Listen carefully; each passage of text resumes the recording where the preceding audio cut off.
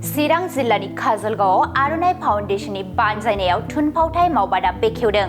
थांनाय 22 जुलाइ खालि गासै 10 साननि थाखाय गोलोम बोथोरनि थुनफावथाय मावबादाखौ बेखेवदोंमोन। बे मावबादा बेखेवनाय हाबाफारियावनो आर'नाइ फाउन्डेशननि आफादगिरि अबिनाश ब्रह्म आरो नेहाथारि फाखन ब्रह्मआ बाहागो लादों। बेजों लोगोसे काजलगाव दखरा एबसुनि आफादगिरि अमर इस्लारि आरो गाहाय नेहाथारि दुलुंगा बिस्मिताबो बाहागो लादोंमोन।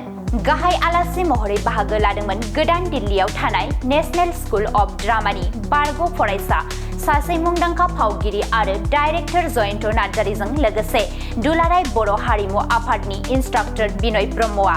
मख'नो गोनांदि आर'नाइ फाउन्डेशनआ थांनाय 2023 मायथाइयाव रेजिस्ट्रेशन जाखांनायनि उननिफ्रायनो माखासे हाबाफारिफोरखौ लाबोबाय थादोंमोन, जेरै लाइमोन फरायसाफोरनि थाखाय गोलोम बोथोरनि बन्द समाव दोरोङारि दामजु दामनाय, मोसानाय बायदि फोरोंथायफोरखौ होबोदोंमोन। बेबादिनो थुनफावथायनि फारसे लाइमोनफोरखौ आखा-फाखा खालामनो थाखाय थुनफावथाय मावबादाखौ बेखेवबावो आर'नाइ फाउन्डेशनआ।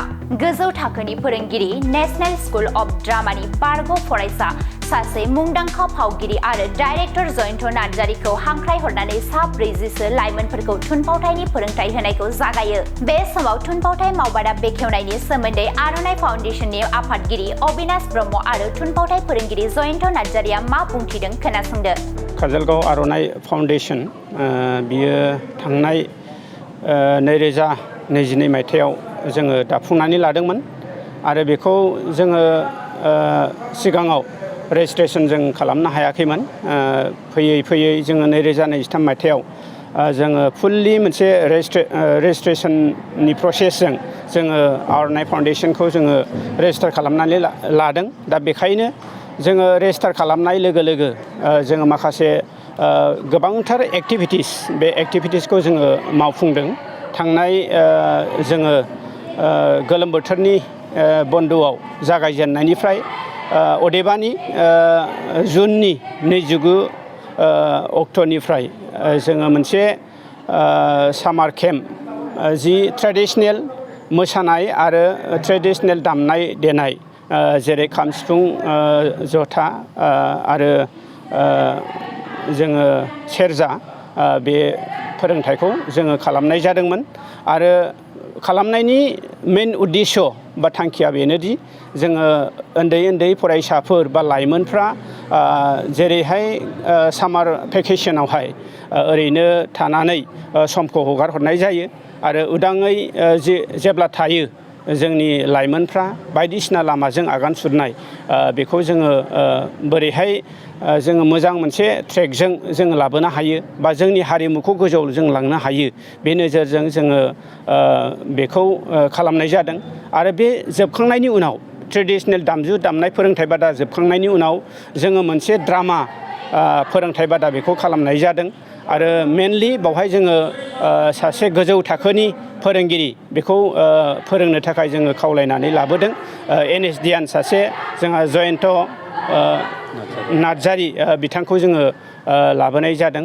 बिथांनि गेजेरजों जोङो हास्थायदों बा लुबैदों बा जोंनि जिनोखि जेनेरेसन दायो जायफोर सोलोंथाइ लागासिनो दङ बे बिथांमोनहा बा बे फरायसाफ्रा मोजाङैनो गाव गावनि रलखौ प्ले खालामनो हागोन।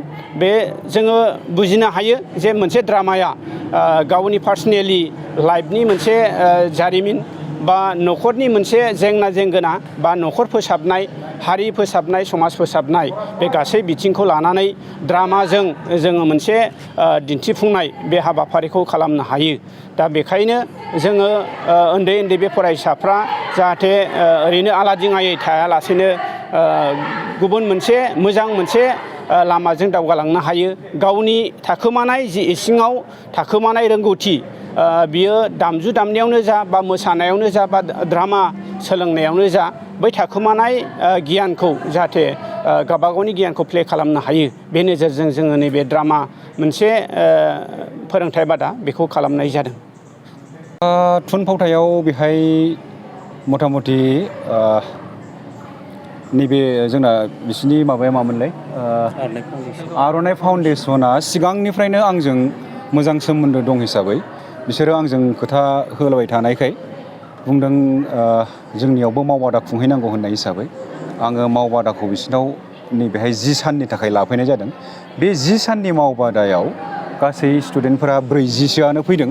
खाथि खालानि मोजां गथ'फोर फैदों, हाइ स्कुल लेभेलनि, डिग्री लेभेलनि, हायार सेकेन्डारि लेभेलनि गासिबो इडुकेटेडआनो गथ'फोरा। बेखायनो आं बांसिन लिटारेचारनि सायाव एसे माबा खालामदों, फकास खालामदों आरोखि। लिटारेचार माने खन्थाइ, बेसिकेलि आं खन्थाइखौ फकास खालामदों। खन्थाइयावबो आरो आङो वमेन अरिएन्टेड बे जिनिसखौ आं फकास खालामनाय जादों आरोखि।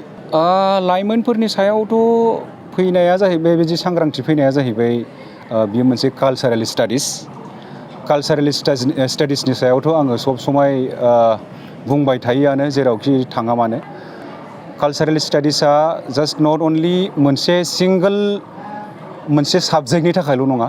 बेवहाय आङो ड्रामा फोरोंनो फैदों जेरै, बा थियेटार बा एक्टिं, बिनि गेजेरजोंनो बिसोरनि माखासे केरियार गाइडेन्सबो बेहाय आं होफानाय जादों।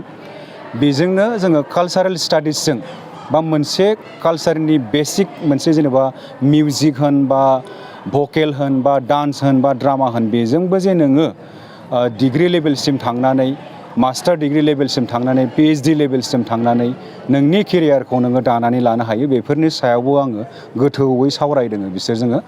बबे बबे जायगायावहाय इउनिभारसिटि कलेजफोर दङ, बेसेबां डिग्री लानानै फरायहैनो हायो, बेसेबां पार्सेन्टेज लानानै एडमिसन लाहैनो हायो, बिनि सायाव आं बिथांमोनजों शेयारिं खालामगासिनो, रायलायगासिनो आरोखि।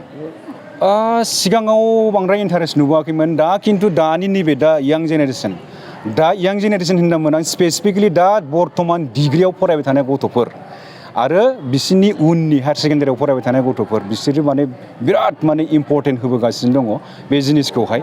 मानो होननानै बुङोबा दिनै केन्द्रीय बिद्यालय माने इण्डियान एडुकेसन सिस्टेम, केन्द्रीय बिद्यालय बा नवोदय बिद्यालय बा रेलवेनि माखासे स्कुल्सफोराव, बेबायदिनो सेन्ट्रेलनि गोबां गिदिर गिदिर स्कुलफोराव आरोखि, बैबायदि पारफर्मिं आर्टखौ मोनसे कम्पालसारि साबजेक्ट हिसाबै लाबाय। दा दिनै जोंनि नर्थ इस्टआवबो बा आसामावबो जोंहा मोनसे कर्स दङ, जेरै मास्टारफोरा BEd बा DLEd लानांगौ जानानै फैयो। बे BEd बा DLEdआवबो कम्पालसारि पारफर्मिं आर्ट साबजेक्टखौ लानांगौ जानानै फैयो। दा बेफोरखौनो आङो बेवहाय नुनो मोनदों। बिथांमोना दानिफ्रायनो बिराद इन्टारेस्टेड गोनां, बिसोरो माने सोलोंगासिनो दङ, सोंफैगासिनो, बिराद माने उत्साह गोनां आरोखि।